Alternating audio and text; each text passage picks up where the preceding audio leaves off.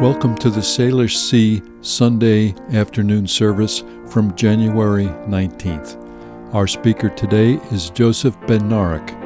His sermon is based on his favorite poem by Antonio Machado, "Beyond living and dreaming, what matters most is waking up."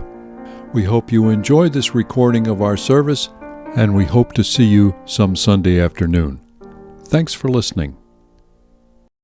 Good afternoon. I'm Kate Madsen, the pulpit assistant today. And I just want you to know that I got in my chili car today and it just warned me thinking of all the other people that were doing the same thing or were already here, just as it does looking out at you now. So thank you. And welcome to the Salish Sea Fellowship, just community with loving hearts and open minds, which embraces the traditional principles of Unitarianism and Universalism. Our speaker today is Joseph Bednarik, whose sermon is titled, "What Matters Most is Waking Up." Well, now I'd like to invite us to settle in and quiet our minds. We begin our sacred time together by ringing our chime.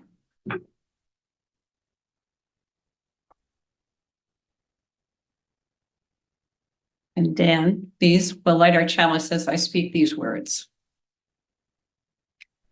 May this flame kindle in us the energy and joy to follow poet Mary Oliver's instructions for living a life. Pay attention. Be astonished. Tell about it. Our reading this morning or this afternoon is by the great American poet named Richard Jones. A dear friend of mine, his poem, relatively new, called Still Life. Sometimes out of nowhere, I'll start crying, weeping on the gold sofa, tears bathing my cheeks, as if my face could use a good washing. I get a handkerchief from the top drawer. All my handkerchiefs once belonged to my late father, and think maybe I'm crying because I miss talking to him, the way I miss my mother's honey drawl voice. Or maybe I think it's for joy that I weep, for in spite of failures and fiascos, I'm still here. I wipe my eyes and turn on a lamp that shines on a vase of cut zinnias and yellow roses, exultant on the coffee table. I stop crying and fold my father's handkerchief. Such is life, he used to say whenever I sought his counsel. Then I hear his wisdom. Get your paints. See what you can do with these blooms. So tomorrow's going to be a weird day. Martin Luther King Day and the inauguration of a president who, as a convicted felon, cannot legally own a gun, but who will have the nuclear codes. Now, consider ourselves blessed that this country helps create bold moral leaders who say aloud words like this. Darkness cannot drive out darkness. Only light can do that. Hate cannot drive out hate. Only love can do that. And I'll let you guess which one of those two men said that sentence. A few more quotes here from the realms of politics, pop music, and neuroscience. First, again, Martin Luther King, "Now is the time." This from John Lennon, "Life is what happens while you are busy making other plans." And this from famed atheist Sam Harris. "There is now little question that how one uses one's attention moment to moment largely determines what kind of person one becomes. Our minds, our lives are largely shaped by how we use them." And what the HE double hockey sticks. Let's add a fourth quote from the great transcendentalist, cranky Henry David Thoreau, who said, "I'm not a Unitarian, thank you very much." Quote, "Morning is when I am awake and there is dawn in me." I love that notion of awakening with a dawn in me, because the sense is that the day is new, light is rising, and the possibility is within. So for me, this Thoreauvian awake has the sense of an awareness that is extremely thoughtful and intentional. And there's a steady practice in this continual becoming of awake, like the sunrise. More on Thoreau later. So waking up, it's an exhilarating time of the day, and it's also an exhilarating process in a life. And it may well be the most important activity that we ever do in our life. There's certainly another kind of awake. The story begins with, well, my wake-up call came when, ... And my guess is that we've either lived that story or heard that story, a wake-up story from a friend or a neighbor. And those wake-up call stories can be incredibly dramatic, oftentimes involving physical survival from danger or some gnarly disease or some striking break from normal behavior. For example, friends of mine were going through a very, very thorny patch in their marriage, and both husband and wife were having a challenging time communicating with each other because it was difficult to listen. Not because it was noisy, but because they had overlaid so many bias filters. And like lots of couples who have slowly sculpted themselves into habits and rutted patterns, they found themselves once again in a conversation that was going around and around and around. Anyway, the husband was trying to communicate something important, to deliver a message, to actually be heard. And he felt that the woman that he loved was not listening. True, she was hearing sounds, she was nodding, but she was not registering his meaning, as he was standing before him, present in body, but not in mind, that she was sleepwalking through this conversation. And it's important to note this is his perception. He's telling me this story. So he very consciously picked up a water glass, took a thoughtful sip, and then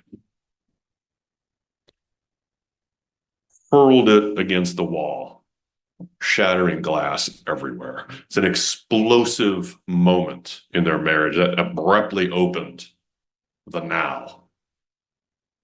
Now, please know that I am friends with both of these people in this story. I love them each, though I have only heard the story from his side, from his perspective. As he tells the story, this dramatic act, this act that he had never before performed, quote unquote, woke up his wife to the conversation, to the level of attention and the quality of listening that the conversation required. Again, his story. Now, this incident reminds me of those Zen stories, right? Where a monk or student is devoutly sitting in meditation, weeks upon months upon years, trying, not trying to become enlightened, to capital A, awaken. And the Zen master finally striking the monk with a staff. And that physical blow, which might look vicious or cruel to an outside observer, actually catalyzes something in the consciousness of the student, and the sitter breaks through. And so it's interesting to note that the word Buddha means awakened one. And yes, I realize that I just introduced two wildly divergent senses of awaken, one rooted in marital strife and out of the norm dramatic behavior, and another in very devout religious Zen meditation. One sense of awaken temporarily created mental focus, raised the level of attention to accomplish an important task, the other of a spiritual nature. Now, the call to awaken in a variety of ways, they're all around us in this afternoon service. While not as dramatic as hurling a water glass against a wall or a Zen master striking our backs with a staff, this service is a multi-layered wake-up call because we have ritually surrounded ourselves by invitations to wake up. Have you seen them? Have you heard them? Have you felt them? I love the way how this morning's chime, that tone, just went on and on and on. The blessings of songs, meditation, silence, candles, poems, stories, all intended to guide our attention and our consciousness, our hearts and our minds into deeper territory, territory that is alive, more aware and wakeful territory. Soon, after the conclusion of our worship service, we will, and yes, I use the word worship intentionally, because I know a lot of you people sitting out there do not like the word. At the conclusion of our worship service, we will have the blessing of coffee, the energizing smell of coffee. Wake up and smell the coffee, idiom for paying attention to the situation. And waking up actually is probably, when you think about it, probably the most understood spiritual metaphor, because it is a regular physical occurrence for every human being on the planet, except for those in a coma. We are very, very practiced at physically waking up. And we have all felt viscerally that transition zone between the dream-dappled sleep and our wakeful consciousness. And how does it feel? How does it feel to wake up spiritually, or to wake up soulfully, full of soul, full of spirit? So with this question in mind, we listen to one of Buddha's enigmatic sayings, quote, "Awake, be the witness of your thoughts." Certainly a statement that secular humanists can do without the overlay of religion. Awaken, be the witness of your thoughts. And as the famed atheist Sam Harris writes in his book, Waking Up, and I love this title, subtitle, A Guide to Spirituality Without Religion, Harris writes, quote, "Your mind is the basis of everything you experience and of every contribution you make to the lives of others. Given this fact, it makes sense to train it." Now, training one's mind to witness thoughts, again, is a practice of waking up. And with the phrase waking up in mind, let's pivot to a short, provocative poem by the great Spanish poet Antonio Machado. This is a poem I love giving voice to at the close of worship services. Beyond living and dreaming, what matters most is waking up. Now, this poem seems on its surface to be incredibly simple and incredibly straightforward. Mere 10 words long, 3 lines, and it sets out 3 powerful words in their proper order: living, dreaming, waking. And it's an interesting progression, and that it warrants some consideration. And to provide a bridge from the poetic to the psychological, Machado's progression, living, dreaming, waking, it rings true for that famous hierarchy of needs conceived by the psychologist Abraham Maslow, which he states, quote, "There are at least 5 sets of goals, which we may call basic needs. And briefly, those are determined to be physiological, safety, love, esteem, and self-actualization." Now, over the years, Maslow refined and added to the hierarchy, though the essential gist remains the same. Now, meeting those basic physiological and safety needs, it's the first order of business, right, in any progression to self-actualization, which is a form of waking up. And so our poet, Machado, recognizes the on-the-ground reality of living, just the daily, weekly, monthly grind of living, securing food and clothing and shelter. And when those physiological necessities are consistently met, comes the dreaming. And dreaming is such an interesting and loaded word. There are so many kinds of qualities of dreams. Fanciful dreams, creative, strategic, lucid, active, impossible. Dream the impossible dream. And I think of the dreaming phase, both exhilarating and fraught. Exhilarating because imaginations can be ignited and inspired to new possibilities that are envisioned. Fraught because we can get trapped within our dreams, never, ever to escape. And I'm reminded of two stories. The first from the sacred text, sacred Taoist text, the Chuangzi.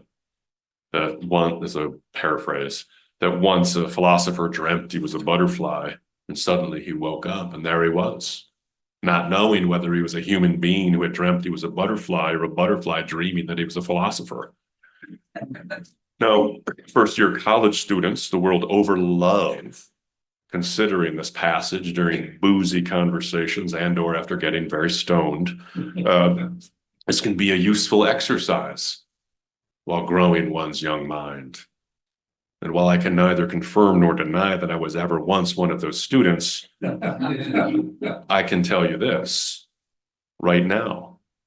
I cannot say for certain whether I am a stoned undergraduate dreaming I am giving a sermon at a UU fellowship, or someone standing at a pulpit not saying whether I was ever a stoned undergraduate pondering Chinese philosophers who dreamed themselves butterflies, and vice versa, vice versa, vice versa, vice versa. Now, for the second quote about dreaming, we return to our cranky, I'm not a Unitarian Thoreau. Thoreau never joined a Unitarian, or maybe it might have joined for a day. We all love to claim Thoreau as a Unitarian. Find me a membership roll. He never says dream in this quote, but listen to this quote. If you have built castles in the air, your work need not be lost. That is where they should be now. Put foundations under them. Very practical advice from that New Englander. Essentially, okay, you dreamed it up. Now go make it real. Go land it by building a foundation and securing your dreams to terra firma, securing them to reality. Now, making dreams into a reality is another form of waking up. It's a very concrete form of waking up. And more Thoreau. Quote, I went to the woods. Listen to this quote. I went to the woods because I wished to live deliberately, to front only the essential facts of life, and to see if I could not learn what it had to teach, and not, when I came to die, discover that I had not lived. I did not wish to live I did not wish to live what was not life. Living is so dear. Nor did I wish to practice resignation unless it was quite necessary. I wanted to live deep and suck out all the marrow of life, to live so sturdily and Spartan-like as to put to rout all that was not life, to cut a broad swath and shave close, to drive life into a corner and reduce it to its lowest terms. Now there is some drive for living. Now this to me is also a living that is a process of waking up. And Thoreau says it so plainly. I did not wish to live what was not life. Living is so dear. Living is, in fact, so dear. Just think about that. Thoreau is asserting that it is quite possible, even probable, that we could live what was not life. And to remind us of what John Lennon said earlier, life is what happens while you're busy making other plans. Now, each and all in this sanctuary, we are now the stewards of this miraculous existence, a human life in time. And not only that, we are living and breathing this gift. So look deep inside yourself and ask, am I living this dear gift fully? Translation: am I awake? So during his 2 years at Walden, Thoreau practiced this above all others, living intentionally and paying fierce attention. In Buddha's terms, he was witness to his thoughts through his practice of writing, and he also paid attention to the world around him, recording measurements and making observations about the natural world, so much so that today's scientists are actually looking back at his journals and his notes to kind of make comparisons about the climate. As Thoreau's experiment at Walden Pond showed, living intentionally and paying this fierce attention, it's a formula for living a deep journey on this planet. And those practices, those rituals, certainly create positive conditions for waking up. And waking up also, and waking up, it's also a goal that's embedded in most religions. And it's a condition that informs many, many religious practices. Buddha, for example, says this: wakefulness is the way to life. And note that it's not a way of life, it's a way to life. And hearkening back to Machado, let's listen to another short poem that calls us to awaken through Jesus's words. And you're invited to listen as deeply as your heart and your mind allows. Machado's poem. I love Jesus, who said to us, heaven and earth will pass away.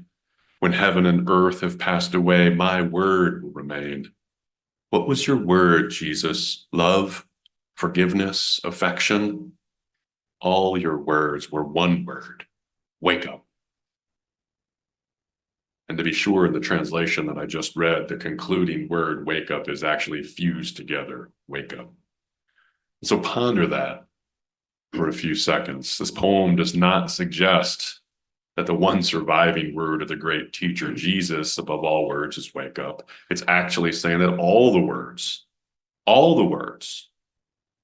were translated into one word: love, wake up; forgiveness, wake up; affection, wake up; the message, wake up. And finally, there is a Buddhist monk named Thich Nhat Hanh who has this effective exercise to bring wakeful mindfulness into our mundane daily lives. So throughout your life, every time you get his invitation, every time you hear a bell or a chime, consider it a message for you to pause, to become mindful, to take a deep breath in and a deep breath out. And it's a very simple and effective exercise that brings you into the moment of your breath and into your new now life, the one life that you are actually living on this planet. And what's beautiful about this practice is that it expands sacred space of the sanctuary where bowls and bells are intentionally rung, and into the world where the ringing of a bell is encountered randomly, and we turn hearing into listening, into a call to become aware and awake. And also, we are given the gift of sacred time. We are given the gift of our living. And so let's imagine we're in the grocery store, a bit harried, we're trying to find that espresso bean ice cream that we love. A fellow shopper's cell phone rings. Ah, oh, right. The now that I actually live and breathe in.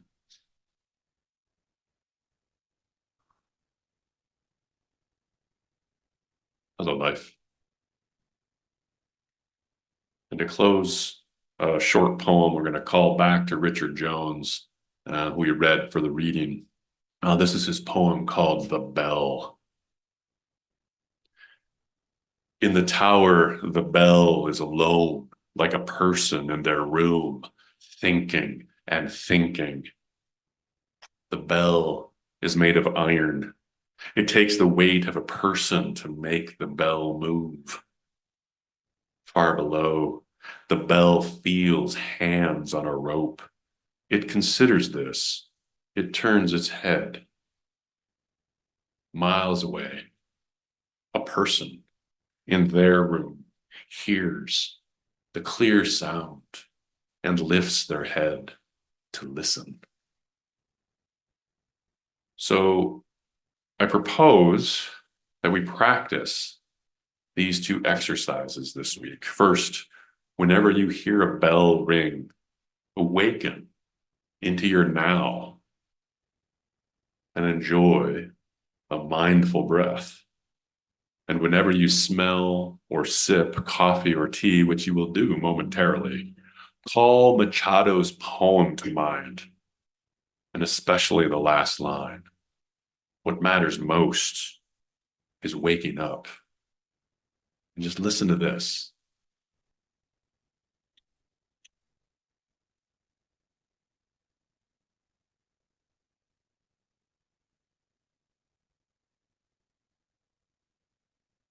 Hello, life.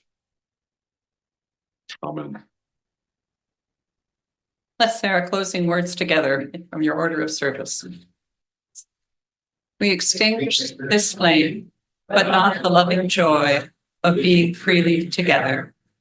We carry that joy until we meet again.